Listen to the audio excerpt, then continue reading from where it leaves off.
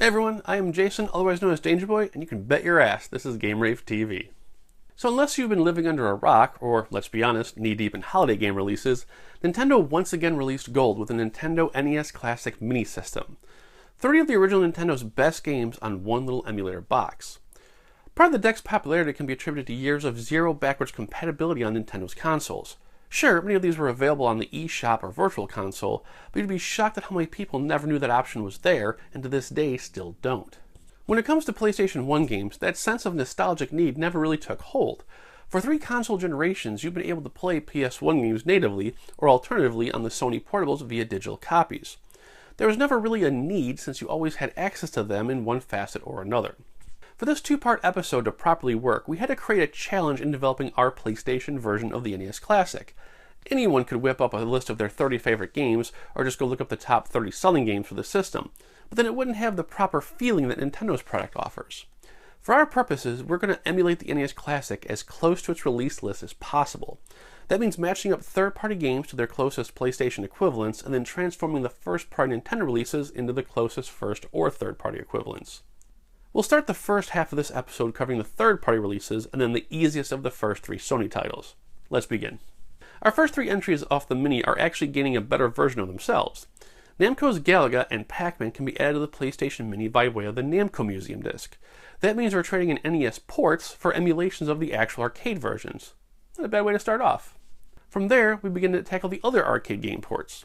Bubble Bobble, which is one of the original alternate ending games, is replaced by its emulated arcade version with Bubble Bobble featuring Rainbow Islands. Once we're done getting that accursed 2-player true ending, we hop over to Double Dragon 2. Having skipped the PlayStation era, we can make our first true substitution a no-brainer with Fighting Force. Here's where things get real interesting. Super C, otherwise known as Contra 2, would be substituted with the PlayStation's second Contra, C the Contra Adventure. Where Super C was a very good sequel to an amazing original, Adventure was a good sequel to a god-awful first Legacy of War. Now my baby, my sweet, I once maxed out every stat and inventory item baby of Final Fantasy gets replaced with its upgraded version on Final Fantasy Origins. While the graphics and music get a fantastically fresh coat of paint, you also get a new opening cinematic and other nice little touches. One of the harder swaps comes with Gradius, Konami's quite literally flagship title. Our original ideas had Raiden Project or R-Type Delta as frontrunners, but then it was realized Philosoma fits best. Both are early releases, and Philosoma's old-school vibes match up perfectly. Tecmo Bowl is another easy one, as its own sequel and heir to the throne is Super Tecmo Bowl covers that base, or Yardline. Another Tecmo game, Ninja Gaiden, gets swapped out with Tenchu, a rough-around-the-edges, brutally challenged ninja game just like Ninja Gaiden, the difference here being Ninja Gaiden had better controls. Speaking of brutal, let's talk Ghosts and Goblins. Capcom's legendary arcade title could have been given the same treatment as Namco Museum, except Capcom USA waited till the PlayStation 2 to bring the arcade ports over. Since that's off the docket, a more lighthearted alternative is adding Medieval to the mix. What's better than taking on ghouls and ghosts as a skeleton? Sliding to the next conversion spot is our Mega Man 2 replacement.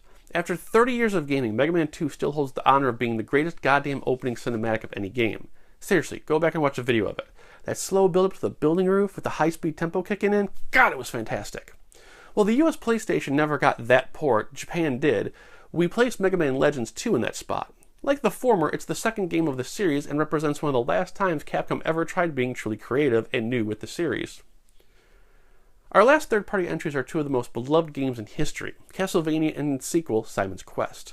There is no greater honor or parallel than to swap them out with Castlevania Chronicles and Symphony of the Night, respectively. Chronicles bringing the original incarnation now with all new graphics, and Symphony of the Night taking Simon's questing to a glorious new level of exploration, essentially quoting the now standard term Metroidvania. To end part 1, we'll cover the absolutely most obvious parallel we could offer. Nintendo's mascot Plumber and his trilogy of Super Mario games gets warped into the Crash Bandicoot trilogy.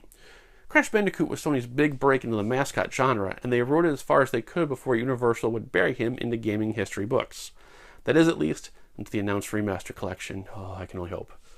Alright guys, that does it for part 1 of our PlayStation Mini. In part 2, we'll cover the last 14 games that make up our alternate reality dream console. Do you guys have a specific set of games you'd love for a plug-and-play? List the first 16 below, discuss, compare notes, and we'll be back next week with the other half. Take care, you guys. Have a great week.